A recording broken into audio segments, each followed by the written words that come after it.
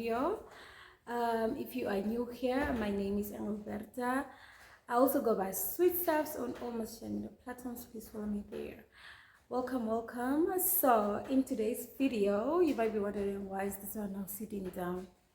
In today's video, I've decided to give you guys a bit of a story time on my delivery. Obviously, by the title, you might have seen. So I'm just gonna get right into it because I just don't wanna, prolong the video. So yeah, so in 2019, I met the love of my life. 2020, after maybe just a few months, I decided I'm gonna give this guy a child because I felt he's the one. So yeah, I got pregnant in 2020, and then comes 2021. The day came.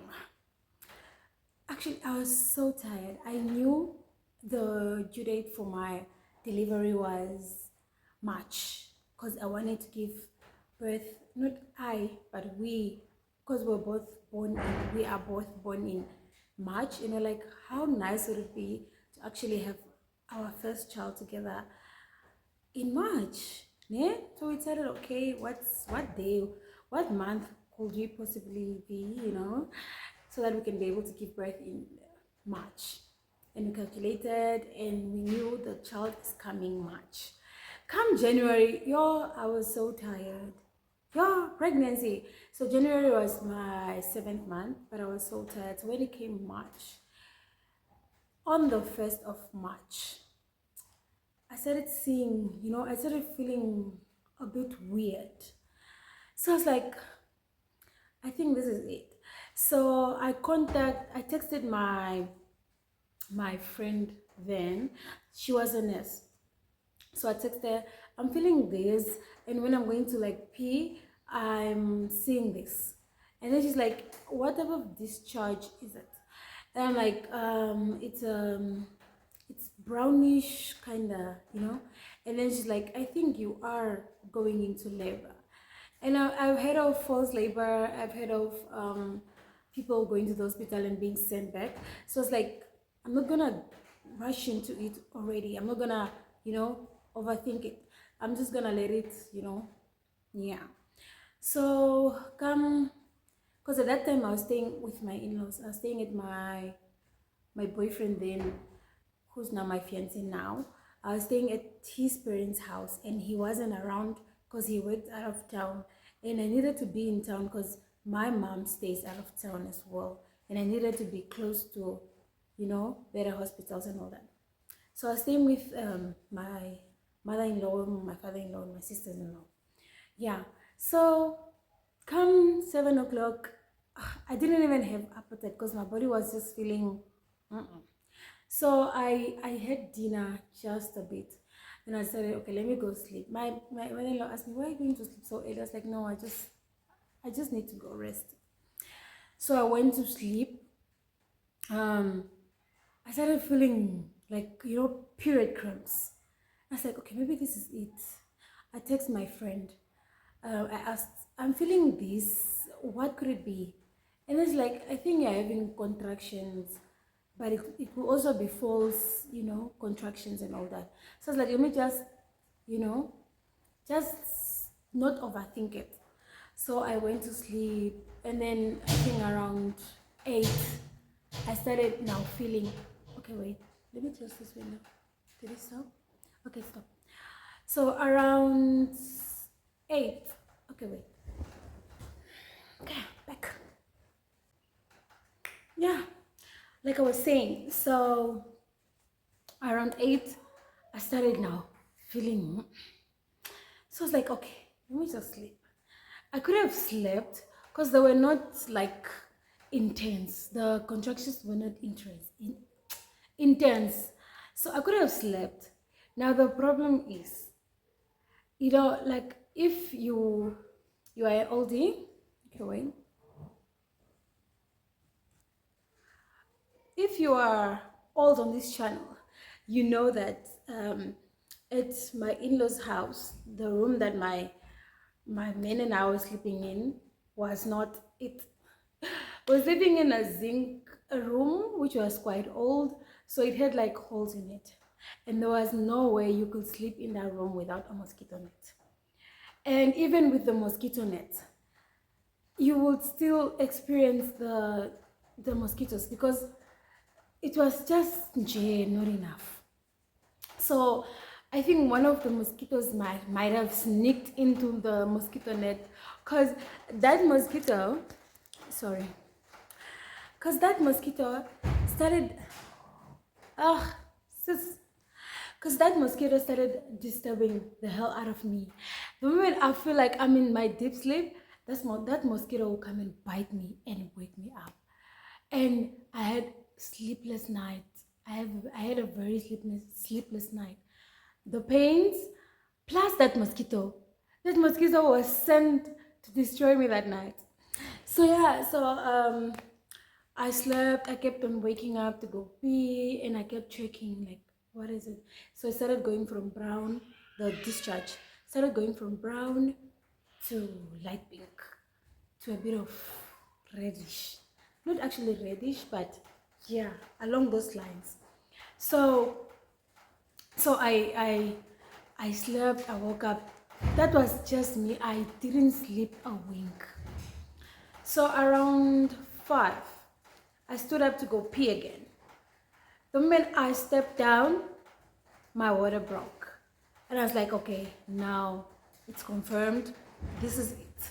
So I woke up my mother-in-law. I knocked on her window because she slept in an outside room.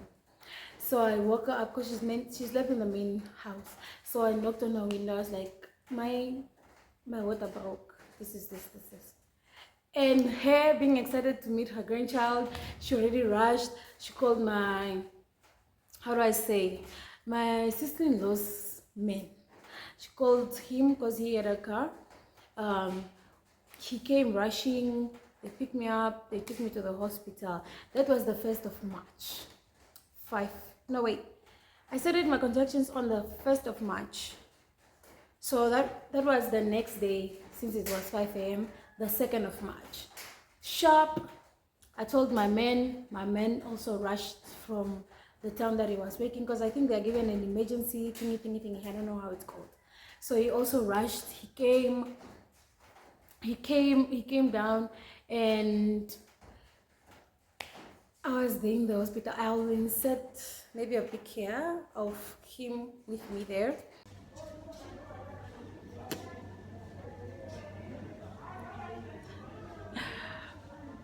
It's happening.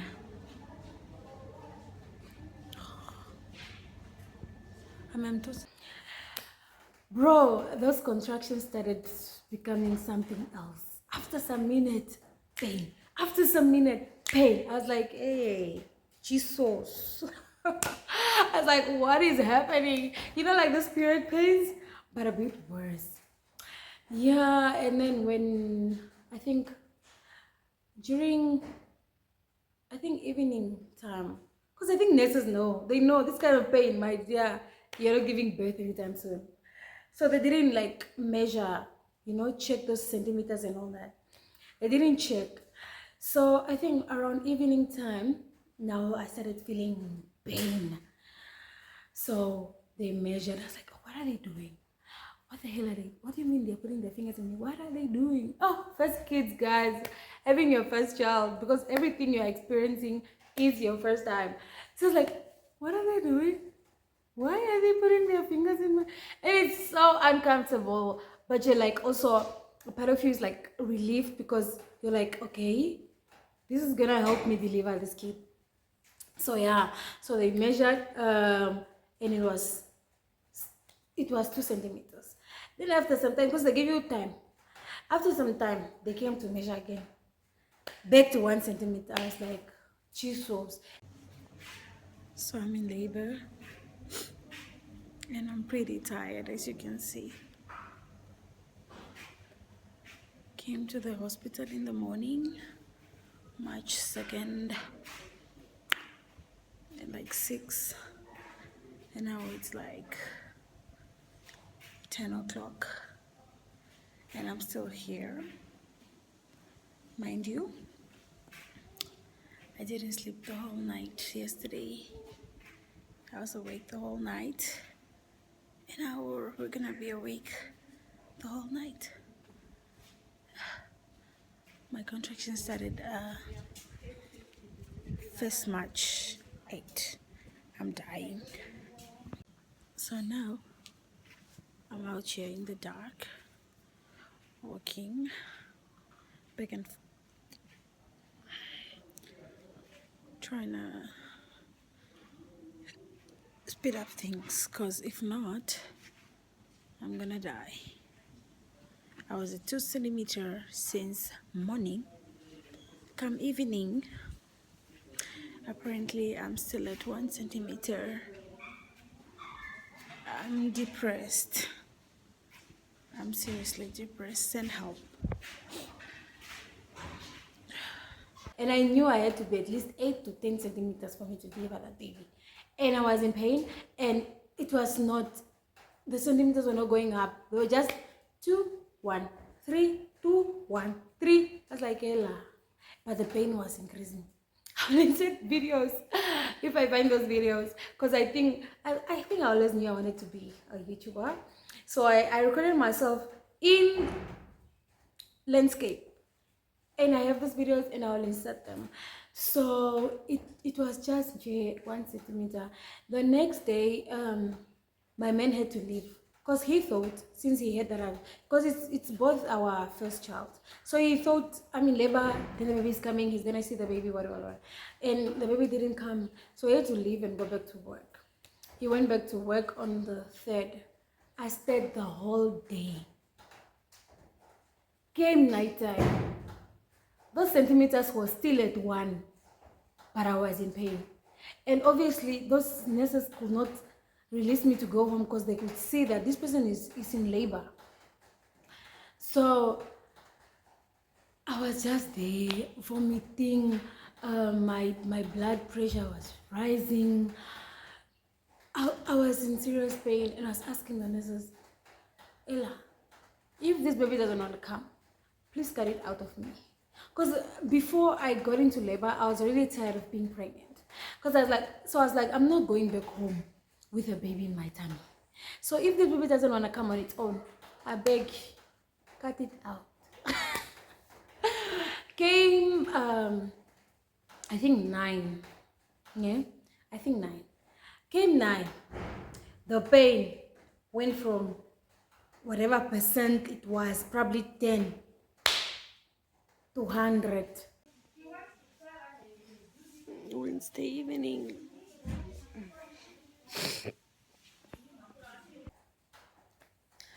The pain was intense.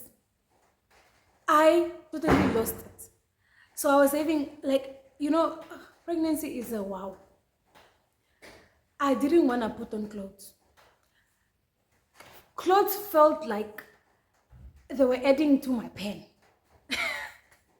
Clothes felt like they were irritating the hell out of me. So I was having on a shitenge, a wrapper is what I was having on, plus a jersey. Ne? That's what I was having on. Then while I was having that on, because I started feeling chills, whatever. What do I say, chills? I started feeling chills in my body, like I started feeling cold.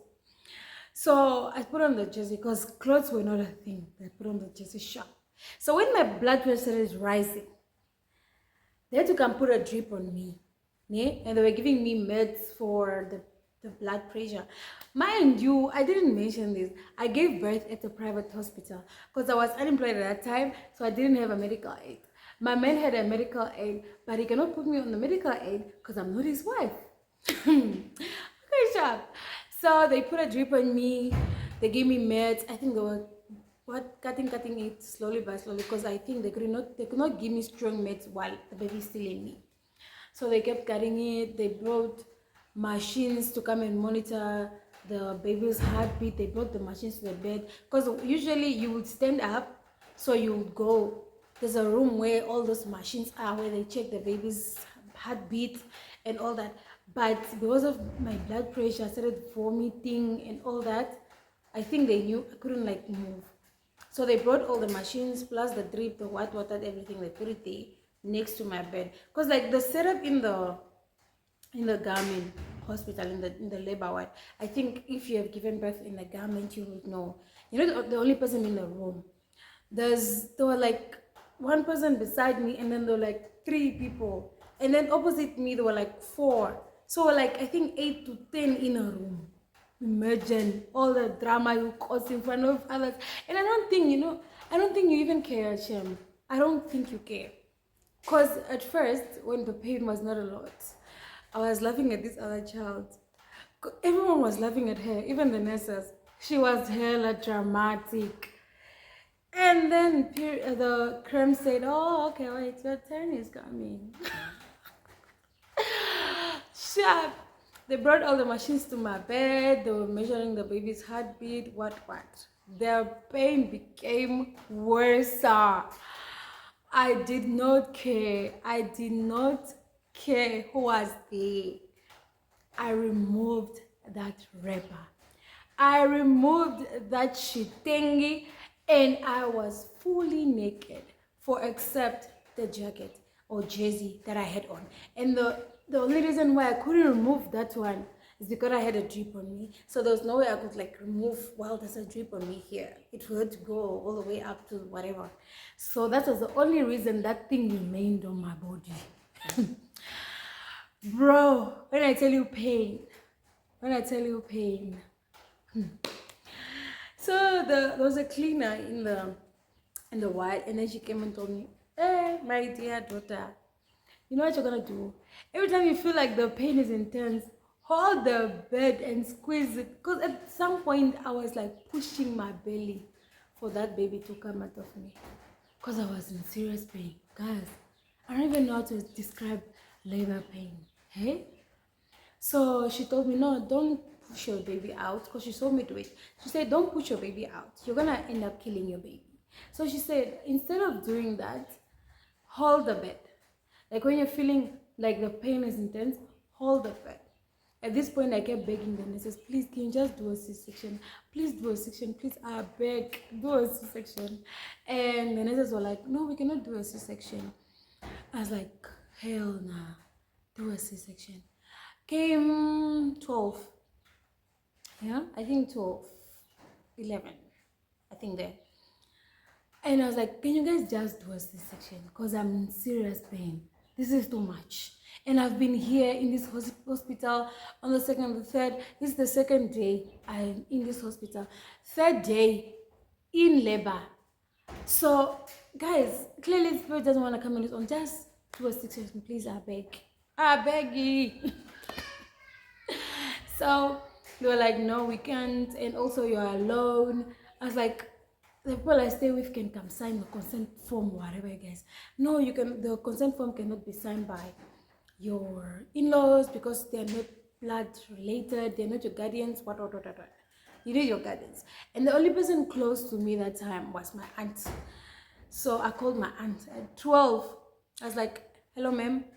They're looking for you here, so you can come sign a consent form so that they can do a C-section on me." And obviously my aunt knew that I was only doing that because I was in pain. So she was like, "Okay, I'm coming." And she never came. And I waited. No, I think, wait, did she say? Yeah, she said, "I'm coming." And she never came. And I think she know, parents know. So come 1 a.m. I stand up from the bed. I go and sit because it's like a hallway, ne? And then there are like doors in the hospital. They're like doors. Then there's a doorway we are. Then there's a door next. It's divided. Here are the people having the contractions. Here is for the people who given birth. Here's for what. And then in the middle, there's a place where the nurses sit. And then there's a bench, because that's where you go register something. So there's a bench where people who maybe came with you can go sit and wait or whatever. I went to go sit there at 1 a.m. talking with the nurses. When I came out of that hospital, those nurses knew my name because I was there. They told me like, "Guys, just do a C-section, big boss." I was like, "Just do the C-section. Why are we fighting over my body? Do a C-section." And then the doctor came. The doctor was my friend, not really my friend. It's a long story. I used to work at a bar. I got to know the guy. Was my boss's friend. We became friends. Not really, but yeah, we used to chill together. So yeah, he came and I was like, bro, I mentioned him by his name. Just go cut out the baby. And I was like, no, Lucky, he knows me, but Lucky, no, Lucky, you cannot cut out the baby. You cannot just decide to cut out the baby just like that. Yeah? So he was like, no, if it continues like this until 6 in the morning, like when I come and make runs and what 10, whatever, then we'll do a C-section. I was like, yes, please. Yo, the night was long. I was watching the hour, the time by the second. It was not coming to 6. I was like, can it be 6 soon so that I can cut out this baby? And the nurses in that hospital were rude. They were rude. I don't know if it's because I was in pain or what, but I feel like they were rude. And they were women. So for sure, someone is looking at me. My neighbors have a tendency of when they are passing, they will stare here. I don't know why, but yeah. So they were rude. They were very rude, I tell you. And then came one nurse. She was very kind. That nurse, just that I was in so much shock and so much pain that I don't remember her face. My plan was after I give birth, I'm gonna go and just give her something to say thank you, because she took it upon herself to take care of me personally. So she would come to the bed, reassure you, do tests, do this, do that. She would check the child's. She's even the one that brought the machines to my bed, because the other ones didn't care. They made me move while they knew my blood was high. My blood pressure was high. They didn't care, I tell you. And that heaven sent, I thank her. She made it at least, I think, a bit easier. And then came a time when she said, my dear, let's go push. It's like, what? Let's go deliver your baby. Oh, Jesus. The way I was excited to hear those words. So we walked to the delivery room. And she's like, lie on that bed. Mind you, I was already naked. Remember I said I removed that thingy? So I was already naked. So I went and lay down. I'm still being distracted. So yeah, I went and I lay down. And she came in front of me and she was like, push. And I think at that point I was tired. Sharp, I started pushing out the baby, and I think she could see that I was tired. So another nurse came in to assist. You know what that nurse who came to assist did? I think it's what they do. Honey boo boo. She pulled the stool, climbed on the stool, and started pressing where my heart is located. On my chest, I tell you. I think it was to help assist the baby to like move from this side and go down. You started pushing the baby down, like she was doing CPR. I tell you, like she was doing CPR, literally. I was in so much pain, but I didn't care at that point because I was like, bro, this baby must come out. So yeah, I started doing like pushing the baby out, and I think at some point they realized that, you know, the V was too small for the head. I just had needles. Chua, chua, chua. Yo, guys, and you're asking us to have more kids. So I just started hearing needles. She was injecting me. Next thing I hear, scissor. And you could hear it being cut open. Next thing, it's my baby. And then they took her out, and then they were like, what gender did you want? I was like, honey boo boo, I just wanted a baby. I just wanted a baby. And she was like, it's a girl. And I was just confused. It was the most weird, happiest moment. Like, you literally just turned into a mother. He literally just turned into a mother. And I think because she was in the stomach for too long, and she ate her own poop in the stomach, so they took her away for cleaning and to remove whatever that was in her mouth so she could breathe properly. They took her away and they just told me to just they didn't, yeah, they put me on a wheelchair. They rolled me to the bed where I was. They put me on the bed, and immediately, remember that I had contractions starting from the 1st of March. Then I gave birth on the 4th of March at 4 a.m. Since that whole period, I never got any sleep. So the moment that baby and the pain went away, and they put me on that bed, I slept. I slept. I died. Next thing, they were just waking me up. And the nurses told me, you are lucky. You are here with your things. You are sleeping deep. Baby's things are here. If there was a thief in here, you could have woken up with all your baby things gone. And then I went, okay. I was tired.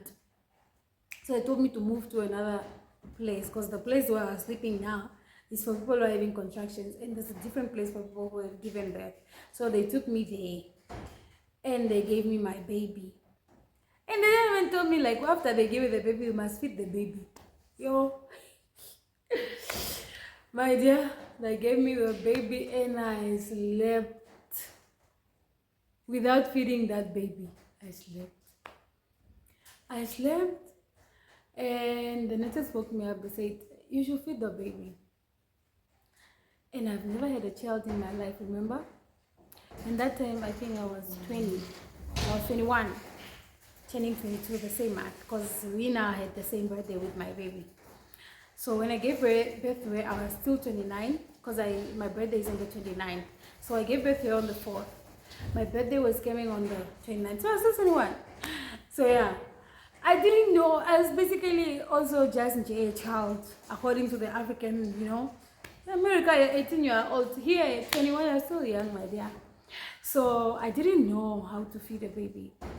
And those nurses, I asked them, can you show me how to now feed the child? And you know what that nurse responded? Oh, I wish I could remember it, because she was one of the rude ones. And she was like, ewa, just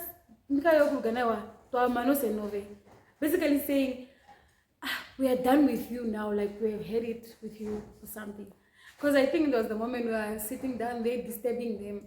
And the thing with them is, they were writing things in my book that they did things to me that they didn't do. And I can read. It says, procedure A, whatever, done. Procedure whatever, done. I was like, bro, you didn't do this thing. And they're like, you are going to bring for us. I'm like, so this is what people do, like you taking advantage of people. People are in pain, you're saying you're doing procedures to them, but you're not doing. Then later on, if I die, you say, I just died because I died. Because you did everything, while you didn't do everything. You're just ticking. So I think because they thought, like, this one's going to bring for us. So they were like, Ewa, we are done with you. So I was like, the lady was next to me, was like, no, do this, do that. She was very kind, hey? And she was like, don't sleep like that. If it was those days where Angolans used to come and steal babies here, your baby could have gone. I was like, what? Hey, from that time I didn't sleep, my dear. I was keeping my eyes on my kid. So yeah, she told me how to breastfeed, and the nurses asked me, how are you feeling? And I was like, yeah, I'm just feeling pain in my chest. And they're like, yeah, we're gonna discharge you today. But I was still like in the morning hours. We're gonna discharge you today because there were no complications with your birth. I've been distracted a lot. Yeah, because there were no complications with your birth. So we're gonna discharge you. And my sister-in-law works in the hospital, and then my other sister-in-law, she also came with my sister-in-law's boyfriend. They came to fetch me. While I was working, they had me tell my sister-in-law that I was feeling weak and dizzy. They're like, if you're feeling weak and dizzy, you should stay. I was like, maybe it's because I didn't eat for 3 days, 4 days. But I'm fine. I want to go home. I've had it with this hospital. So I went home, and yeah, that was it, guys. I gave birth to the most precious thing in my life. Happy birthday, mommy. Desha, happy birthday. Happy birthday, mommy. Happy birthday, my baby. Finally. I was immediately a mother, and the first few days I was in serious pain, because remember I said if they were doing whatever they were doing here, pushing the baby out, I couldn't walk straight. I was walking like bending, and remember that cut? There were stitches down there, and when I tell you that I was in pain, lucky for me, my in-laws loved their family member. So they were taking care of their family member. And my grandmother came to take care of me. So my recovery process wasn't hard at all. It was hard because I was in pain, but I had all the help, especially my sister-in-law and my mother-in-law, because I have like 4 sister-in-laws. And then there's this one, she loved, still loves her niece to death, loves her so much, takes her as her own child. There was even a point where my child was calling her mommy, because she literally took on the auntie role like she's supposed to. So yeah, my recovery process was easy. My man took a leave too, and he was home, so I was getting all the help I needed. But then after some time, the real deal came, and I think we can talk about that in another video, just to touch on postpartum and what having a baby brings to somebody. But apart from that, we are done with this story time. Oh my god, the winds are insane. We've come to the end of our story time.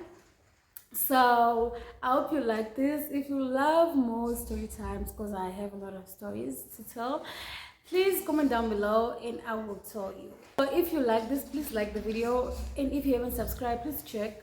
If you haven't, please subscribe, and yeah, share the video if you can. Love you guys so much. Bye.